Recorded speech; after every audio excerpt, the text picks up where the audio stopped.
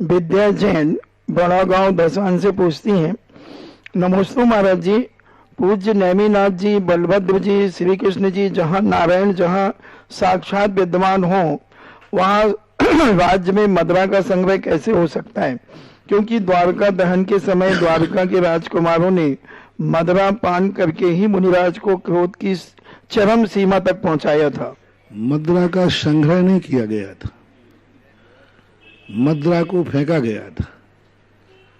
जिस चीज पर सरकार ने स्टे लगा दिया हो वो चीज तुम्हारे पास हो तो तुम फेंकोगे। महुआ एक ऐसा पेड़ है जो सदा से होता है, महुआ तो वो देगा, फल तो लगेंगे, फल थोड़ी काट दिए गए पेड़। तो जो साल भर का महुआ इकट्ठा होता था उस सामान को वह किसान लोग अपने उपयोग में नहीं ले सकते तो उसको फेंक देते थे। फेंकने का अर्थ है कि जहां से महुआ हुआ उन्हीं गड्ढों में फेंक दिया। और जब वो महुआ बीने नहीं गए, जंगलों में पड़े महुए थे, उन महुओं को कोई उठा नहीं सकता। श्री कृष्ण ने आदेश दे दिया, राज्य में मदरा का निषेध रहेगा। जो व्यक्ति मदरा का सेवन या बनाते हुए पाया जाएगा उसे मृत्यु दंड है, क्योंकि मदरा से ही द्वारका का नाश होना था। तो अब महुए के पेड़ों के जो महुआ गिरेगा जिससे शराब बनती है वो माल कहाँ जाएगा? कोई उठाएगा है नहीं, तो उसको इकट्ठा करके साइड में पटक देते थे। एक दिन वहाँ के नागरिक राजकुमार आदि जो थे जंगल में पर्यटन के लिए गए, उनको प्यास लगी तो उन्होंने उन गड्ढों का पानी पी लिया जो मदरा बन चुका था। अब क्योंकि 12 साल के महुए जब गिरेंगे तो उनका जो पानी रिश्ता था वो कुओं में भी आ गया, जंगलों के पोखरों में भी आ गया,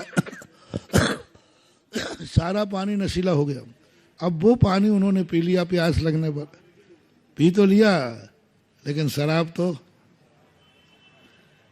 ही है वो चढ़ गई। अब शराब के नशे में जैसे ही चढ़ा, वहीं सामने महाराज बैठे थे और नशे के उसमें भूलकर उनको छेड़ दिया।